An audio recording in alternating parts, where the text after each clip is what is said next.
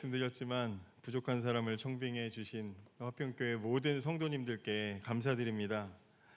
청빙되었다는 소식을 들은 직후부터 군대 가기 직전처럼 막 긴장이 되고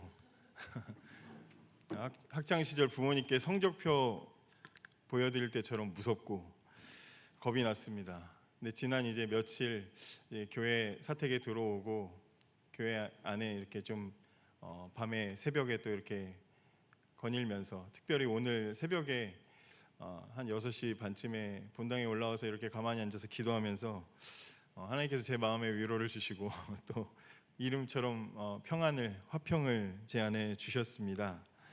저는 여전히 부족하고 능력이 없지만 여기까지 인도해 주신 하나님 믿고 의지하면서 지금까지 아름답게 이렇게 세워오신 우리 화평교회를 또 열심히 섬기도록 하겠습니다. 많이 기도해 주시기를 바랍니다. 기도하시겠습니다.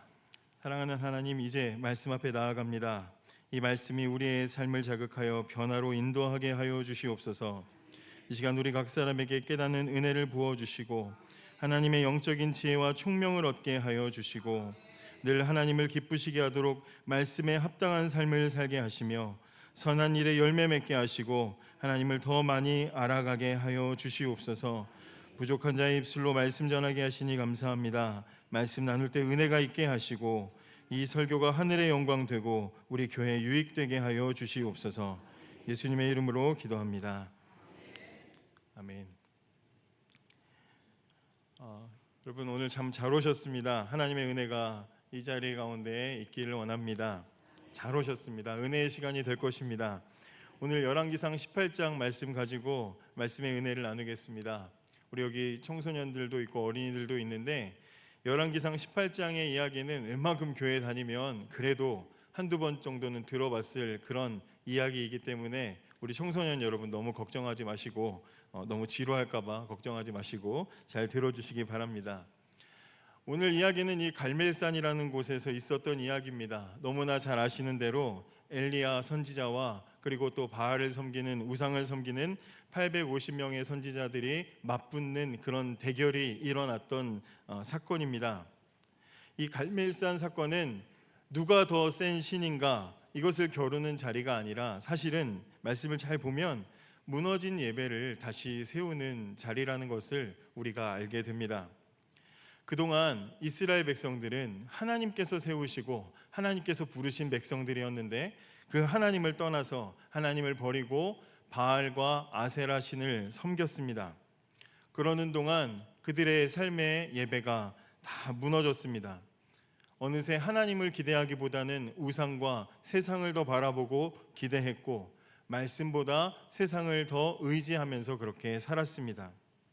그러자 하나님께서 어떻게 하셨습니까? 이스라엘 온 땅에 3년 동안이나 비를 주지 않으셨습니다.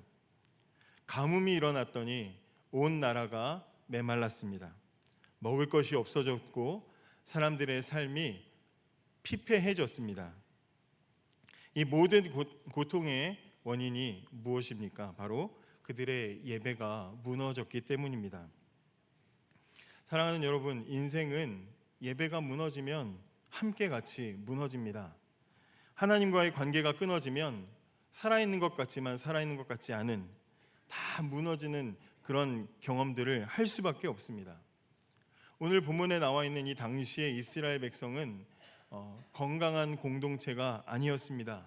예배가 무너졌고 백성들이 흔들렸고 진리는 희미해지는 그런 시대였습니다. 그런데 중요한 것은 하나님께서 그러한 이스라엘 백성들을 버리지 않으셨다는 것입니다. 하나님은 무너진, 흩어진 이스라엘 백성들을 다시 부르셨고 무너진 제단을 다시 세우게 하셨습니다. 그래서 오늘 우리는 이 본문의 말씀을 통해서 하나님께서 우리의 예배를 어떻게 다시 세우시는지를 살펴보고 그 속에서의 교훈을 찾아보려고 합니다. 먼저 다시 하나님의 앞으로 가까이 나아가는 일이 일어났습니다. 30절에 보시면 엘리야가 모든 백성을 향하여 이르되 내게로 가까이 오라, 백성이 다 저에게 가까이 오매, 이렇게 되어 있습니다. 엘리야는 가장 먼저 백성들을 불러 모았습니다. 내게로 가까이 오라. 그러자 모든 이스라엘 백성들이 엘리야에게 가까이 모이기 시작했습니다. 여러분, 가까이 오라라고 말했다는 건 그 전에 어떤 일이 전제되는 것입니까? 멀리 떠난 것이 전제되는 것이죠. 그렇습니다. 그들은 멀리 떨어져 있었습니다. 지금까지 이 백성들이 어디 있었습니까? 하나님으로부터 멀리 떠나서 우상 곁에 있었습니다. 하나님의 사람들 옆에 있지 않고 바알과 아세라를 섬기는 선지자들 옆에 있었습니다. 하나님께 가까이 있지 않고 예배의 자리를 지키지 않고 세상 가까이에 그들은 바라보고 세상 속에 살아가고 있었습니다. 그런데 하나님께서 선지자의 입을 통해 그들에게 말씀하시는 것입니다. 내게로 가까이 오라. 사랑하는 여러분, 이미 여기에서 우리는 은혜 받을 수 있는 지점이 발견됩니다. 그것은 하나님께서 먼저 그들을 부르셨다라는 것입니다. 하나님을 떠났던 이스라엘 백성들이 알아서 돌아온 것이 아닙니다. 이때쯤 이제 가야지, 하나님께 한번 가볼까? 하나님 가도 됩니까? 그렇게 부른 것이 아닙니다. 하나님께서 이 하나님의 사람을 통해 먼저 그들을 오라고 부르셨습니다. 여러분, 어떻게 보면 회복은 하나님께서 시작하시는 것인 줄을 믿으시기 바랍니다. 하나님은 기다리기만 하시는 분이 아니십니다. 하나님은 찾아오시고 또 알지 못하는 자들을 찾아내시는 분이십니다. 그러므로 오늘 저와 여러분, 이 자리에 앉아있는 저와 여러분은 이 자리에 있는 것이 절대로 우연이 아니라는 것을 우리는 기억해야 합니다. 하나님께서 저와 여러분 한 사람 한 사람을 내게로 가까이 오라 부르셨기 때문에 한 주간 세상 속에 살다가도 이 자리에 모인 줄을 믿으시기를 바랍니다. 여러분, 하나님께서 그렇게 부르시자 어떤 일이 일어났습니까? 그 떠나갔던 백성들이 다시 다 돌아왔습니다. 이전에 그렇게 돌아오라 돌아오라 선지자들이 목이 쉬도록 목이 터지도록 피를 토하면서 부르짖고 외쳐도 돌아오지 않았는데 지금은 돌아오라 이 한마디에 다 돌아왔습니다. 여러분, 생각해 보십시오. 그러면 이 이스라엘 백성들은 도대체 왜 돌아왔습니까? 어째서 이전엔 안 그랬던 이스라엘 백성들이 어떻게 지금은 돌아왔습니까? 그 이유가 무엇입니까? 그것은 그들이 그동안 섬겼던 바알과 아세라, 그들이 그렇게 사랑했던 그 세상이 가짜라는 것을 두 눈으로 똑똑히 보았기 때문입니다. 바알과 아세라 선지자, 오늘 본문에 보지 않았지만 그 앞을 보시면 하루 종일 목숨까지 걸고 그들이 자신들이 믿는 신에게 저 제단에 불을 내려달라고 그렇게 열심히 기도했습니다. 그러나 어떠한 정성을 바쳐도 그들의 신은 제단에 불을 내리지 않았습니다. 응답이 없었습니다. 모든 이스라엘 백성들이 지금 그들의 두 눈으로 그들이 그동안 그렇게 추구하고 하나님 마음을 아프게 하면서 떠났던 그 모든 그들이 그렇게 사랑했던 모든 우상이 가짜라는 것을 똑똑하게 보았습니다. 그렇습니다. 아무리 열심히 사랑하고 아무리 열심히 추구했어도 아무리 그 전까지 정말 그 주변 사람들이 아무리 뜯어 말려도, 특별히 우리 청년들 형제 자매 누구에게 그냥 정신 팔려가지고 막 그럴 때 우리 주변에서 부모님이나 또 우리 지체들이 야 걔는 아니다 아닌 것 같다 막 뜯어 말려도 눈이 그냥 멀면은 막 하지 않습니까? 그러다가 아닌 걸 깨달았을 때 어떻게 됩니까? 돌아오는 것이죠. 아버지 유산을 미리 받고 집을 떠났던 이 탕자가 언제 돌아왔습니까? 이 탕자가 언제 돌아왔습니까? 그렇게 호기롭게 의기양양하게 나갔던 탕자가 돌아온 시점이 언제입니까? 돈이 행복을 줄 수 없다는 것을 깨달았을 때, 아버지를 떠나서 내 마음대로 사는 게 행복한 줄 알았는데 그게 아닌 줄을 깨달았을 때 돌아왔습니다. 여러분, 이 땅을 사는 저와 여러분도 마찬가지입니다. 돈이 우리를 완전히 구원하지 못합니다. 쾌락이 우리에게 영원한 만족을 줄 수가 없습니다. 사회적인 성공과 인정받는 것이, 명예가 우리의 영혼을 만족시키지 못한다는 것을 성경은 우리에게 그렇게 말하고 있는데, 세상에 빛나 보이는 그 어떠한 것도 결국에는 아무것도 아니라는 것이 언젠가는 드러나게 됩니다. 이 세상 그 어떠한 것도, 그 대단해 보이는 그 어떠한 것도 결코 하나님의 자리를 대신할 수 없습니다. 여러분, 그렇게 우리가 아무것도 아닌 줄을 깨닫고 내가 주장하던 가치와 내가 추구하던 방향이 아닌 것을 깨달았을 때 비로소 우리 귀에 하나님의 음성이 들립니다. 내게로 오라. 우리는 그때 그 음성을 듣고 그 하나님의 따뜻한 품을 의지하여 돌아오게 되는 것입니다. 이렇게 하나님의 음성을 듣고 돌아오는 것이 회복의 시작이며 그 회복의 자리에서야말로 진정한 예배가 시작되는 것입니다. 두 번째로 오늘 본문을 보면 무너진 단을 다시 세웁니다. 30절 중간에 그가 무너진 여호와의 제단을 수축하되 야곱의 아들들의 지파의 수요를 따라 엘리야가 돌 12개를 취하니 이렇게 되어 있습니다. 단은 제물을 바치는 곳입니다. 수축하다라는 말은 무너진 허물어진 부분을 다시 쌓아 올린다는 뜻입니다. 그런데 오늘 성경을 보면 엘리야는 새로운 제단을 만들지 않았습니다. 본문이 뭐라고 합니까? 무너진 여호와의 단을 수축했다 이렇게 되어 있습니다. 이전에 있었는데 무너졌던 그 단을 다시 세웠습니다. 이것은 굉장히 중요한 이야기입니다. 하나님은 말도 안 듣는 이스라엘 백성들을 버리고 그래 너희 아니면 내가 뭐 다른 데 없는 줄 아냐? 어디 아시아 쪽에서 찾아보자. 하나님은 말도 안 듣는 이스라엘 백성들을 버리고 새 백성을 찾으신 것이 아니라 그 무너졌던 백성을 다시 세우기를 원하셨습니다. 지금도 하나님은 우리를 그렇게 쉽게 포기하거나 버리지 않으십니다. 상처가 있어도 실수가 있어도 연약해도 하나님은 그 무너진 우리를 다시 세우셔서 예배 받기를 원하십니다. 근데 엘리야가 그냥 쌓는 것이 아니라 12개의 돌을 가져다가 제단을 쌓았습니다. 그리고 오늘 성경은 그 12는 바로 이스라엘 백성 전체를 의미한다라고 그렇게 말해주고 있습니다. 엘리야는 지금 예배의 회복을 위해서 이스라엘 백성 전체를 다시 하나님 앞에 불러 모으고 있습니다. 여러분, 그러면 이 상황과 이 의미를 한번 잘 생각해 보십시오. 그 중에는 지금 이 엘리야처럼 그동안 열심히 어떠한 상황에서도 남들이 우상을 섬기든지 말든지 하나님 잘 믿었던 사람도 있습니다. 근데 그 중에는 하나님 배신하고 우상 숭배하느라고 하나님과 멀어진 그런 사람도 분명히 있습니다. 어떤 사람은 하나님을 잊어버린 사람도 있을 것이고 하나님을 향한 기대감을 다 버린 그런 사람도 있습니다. 그런데 이 무너진 예배가 회복될 때 가장 먼저 된 일이 무엇입니까? 흩어졌던 그들이 다시 모이는 것입니다. 생각해 보십시오. 피투성이가 되도록 기도했지만 자신들이 믿었던 우상이 아무것도 아니라는 것을 두 눈으로 보았습니다.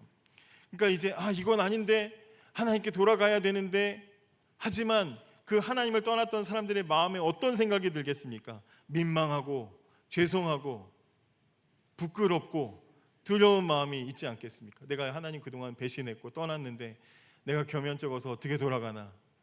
내가 어떻게 다시 돌아갈 수 있나? 그런 마음이겠죠. 혹시 하나님하고 찾아갔는데 호통이라도 치실까 봐 두려운 마음이 가득할 수도 있습니다. 그런데 그런 다양한 마음을 가진 사람들이 보는 앞에서 엘리야가 어떻게 합니까? 12개의 돌을 다시 쌓는 것입니다. 12개 안엔 우상을 섬겼던 지파도 들어가고 하나님 믿고 살았던 사람들도 들어가고 실패했던 공동체 전체가 다시 그 안에 담겨서 무너졌던 그들이 다시 온전한 제단으로 회복되는 일이 일어나는 것입니다. 그런데 엘리야는 그냥 12돌을 쌓는 것이 아니라 오늘 성경을 보면 32절에 그가 여호와의 이름을 의지하여 그 돌로 제단을 쌓았다라고 말합니다. 그 자리에 있는 이스라엘 백성들은 대부분 하나님의 백성이라고 불릴 자격조차 잃어버린 그런 사람들입니다.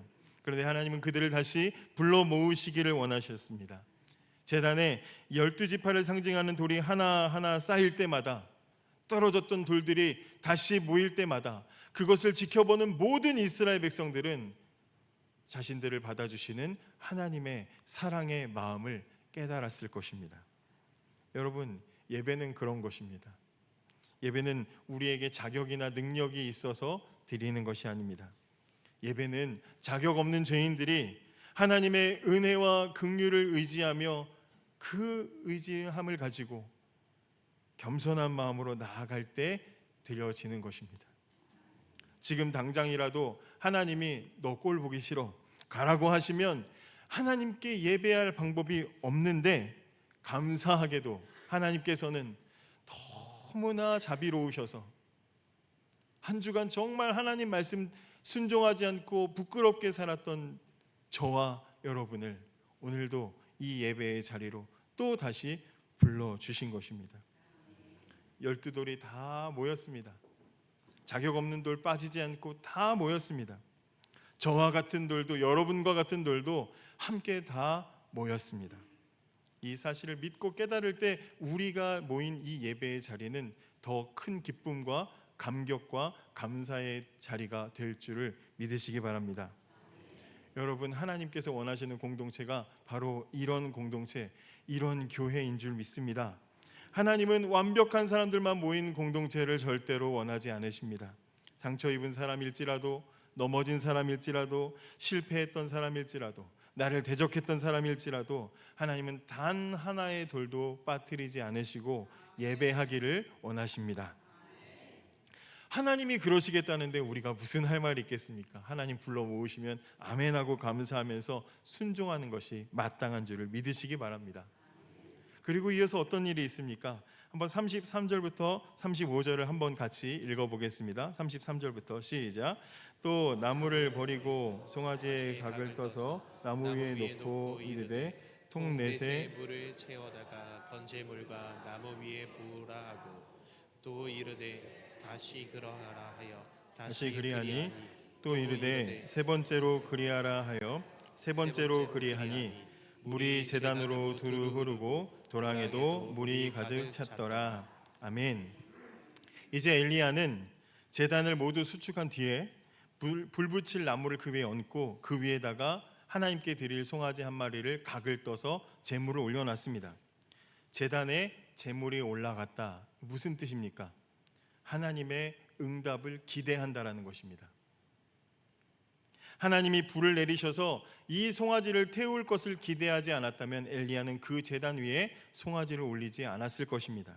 그런데 여기서 엘리야는 더 나아가 예상 밖의 행동을 하나 합니다. 방금 읽으신 대로 제단과 그 쌓아 올린 그 제단과 송아지 위에 물을 잔뜩 붓는데, 그 제단 옆으로 도랑을 깊게 파서 그 도랑까지도 물이 가득 찰 정도로 물을 갖다가 그야말로 퍼부었습니다. 여러분, 이게 지금 이 행동이 무슨 의미를 가지고 있습니까? 불로 제물을 태워야 이기는 이 내기 속에서 제물과 제단 주변에 이렇게 물을 많이 부으면 어떤 상황이 됩니까? 혹시라도 날씨가 너무 건조해서, 혹시라도 우연히 자연적인 발화로 인해서 불이 붙을 가능성이 완전히 사라지게 됩니다. 여러분, 그러니까 지금 엘리야가 이 제단에 이 수많은 많은 양의 물을 붓는 것은 그만큼 이제 하나님이 일하실 것만을 바라고 기대하겠다라는 의미가 있는 것이죠. 여러분, 이것이 바로 예배자가 가져야 되는 마음입니다. 예배자는 하나님을 기대하는 마음으로 예배해야 합니다. 여러분, 여기 어린이들 또 청소년들이 있습니다. 한번 청소년 손 한번 들어보시겠어요? 놀랍게도 제가 지난주까지 청소년 중고등부 예배를 설교하다 왔습니다. 그래서 여러분, 제가 마음에 내적인 어떤 친밀감이 있습니다. 여러분, 청소년들 여러분, 예배를 준비할 때 여러분들이 제일 중요하게 갖춰야 되는 준비물이 뭘까요? 대답을 안 하는 것은 전국 청소년들이 똑같습니다. 대답을 기대하지 않고 질문했습니다.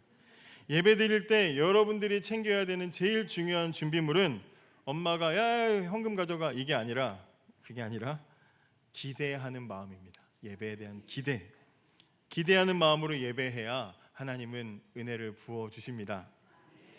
아무런 기대도 없이 그냥 목사님 뭐 취임하든지 말든지 빨리 끝났으면 좋겠다. 은혜는 목사님 받으시고 나는 끝나고 핸드폰이나 빨리 받았으면 좋겠다 뭐 이런다든지, 그러면 그 예배는 실패할 수밖에 없습니다. 그런 친구들은 없겠지만 여러분 우리 청소년들은 특별히 한번 따라해 주시겠습니까? 죄송합니다만 한번 따라해 주시겠습니까? 청소년은 미전도 종족이다. 예, 저들의 문화를, 저들의 언어를, 저들의 이 말을 배워서 접근해야 저 친구들과 대화할 수 있습니다. 예, 미전도 종족인 줄 아시고 선교사의 마음으로 청소년들을 사랑해 주시기 바랍니다. 여러분 혹시 오늘 예배의 감격이 사라지고 하나님에 대한 기대가 식어버린 마음을 가지고 혹시 이 자리에 나오신 분이 계십니까? 그렇다면 정말 바랍니다. 하나님께서 항상 여러분의 마음에 기대를 가득 채워주시기를 간절히 바라고 기도합니다. 그래서 우리의 예배가 오늘 하나님께서 나를 만나 주실 것이다, 하나님이 내 마음을 알아주실 것이다, 하나님께서 내 심령을 오늘 새롭게 하실 것이다 라는 그런 풍성한 기대를 가지고 나오는 그런 예배의 자리가 되기를 원합니다. 36절과 37절 한번 읽어보겠습니다. 같이 읽어보겠습니다. 시작.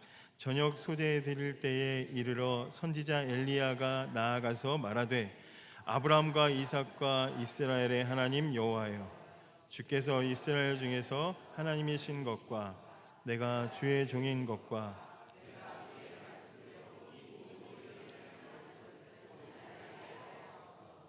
여호와여 내게 응답하옵소서. 내게 응답하옵소서. 이 백성에게 주 여호와는 하나님이신 것과 주는 그들의 마음을 되돌이키심을 알게 하옵소서. 아멘. 자, 모든 준비를 갖추고 기대를 가득 채운 다음에 엘리야는 마지막으로 하나님께 기도했습니다. 그런데 이 기도를 잘 보십시오. 엘리야가 무슨 기도를 했습니까? 하나님, 제가 그동안 얼마나 좋은 믿음 가지고 했는지 아시죠? 이런 기도 안 했습니다. 하나님, 여기까지 오느라고 제가 기다리느라고 얼마나 힘들었는지 아시죠? 자신의 수고를 말하지 않았습니다. 하나님, 지금 뭐 이렇게 해주세요, 저렇게 해주세요, 지금 5만 가지 수만 가지 일들이 있습니다. 하나님께 그런 요구 조건을 가지고 말하지 않았습니다. 엘리야는 오늘 이 기도에서 오직 한 가지만 구했습니다. 그게 무엇입니까? 하나님, 하나님이 하나님이신 것을 보여주십시오. 하나님, 이 사람들에게 하나님이 정말 하나님이시라는 것을 보여주셔서 하나님을 떠났던 이 사람들의 마음이 돌아오게 해주십시오. 이렇게 기도했습니다. 엘리야는 떠나간 백성의 마음을 돌이키는 분이 누구신지를 정확하게 알고 있었습니다.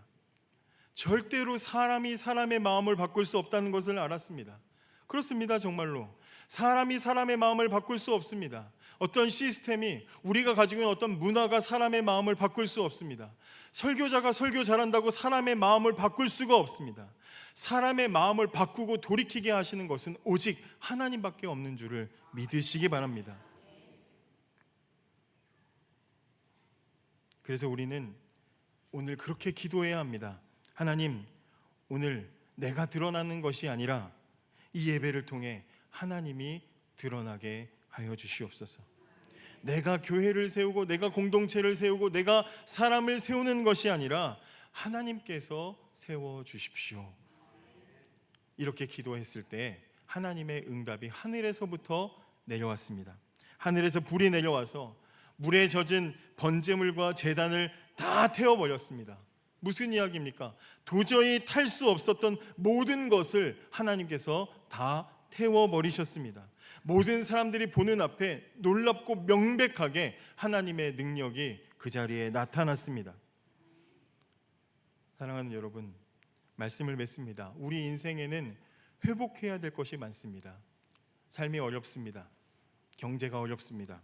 우리는 가정 경제도 회복해야 하고 하시는 일들도 다 회복돼야 합니다. 인간관계도 회복돼야 합니다. 그런데 무엇보다도 가장 중요한 회복은 우리의 예배의 회복입니다. 예배가 살아야 신앙이 살고, 예배가 살아야 가정이 살고, 예배가 살아야 교회가 삽니다. 여러분, 오늘 본문에 제단에 불이 내렸습니다. 근데 그 제단이 완벽해서 내린 것이 절대로 아니라 하나님께서 그 백성을 버리지 않으셨기 때문에 그 제단에 응답이 임했습니다. 오늘도 마찬가지입니다. 하나님께서는 우리의 예배를 외면하지 않으십니다. 하나님은 우리가 다시 회복되어 온전하고 영광스럽게 하나님께 예배하기를 원하십니다. 그러므로 우리는 다시 우리의 예배를 세워 나가야 합니다. 억지로 드리는 예배가 아니라 기대감을 가득 가지고 하나님을 기대하는 예배로, 하나님께 가까이 나아가는 예배로, 하나님만을 높이는 예배가 회복될 수 있도록 바로 오늘이 무너진 제단 위에 불을 내리셔서 우리의 모든 의심과 우리의 마음의 상처와 우리의 모든 갈등의 불순물들을 다 태워버리시고 다시 하나로 만드시는 응답의 하나님을 만나는 위대한 회복이 시작되는 귀한 날이 될 수 있도록 함께 협력하고 기도하는 저와 여러분이 되기를 원합니다. 함께 같이 기도하시겠습니다. 이 시간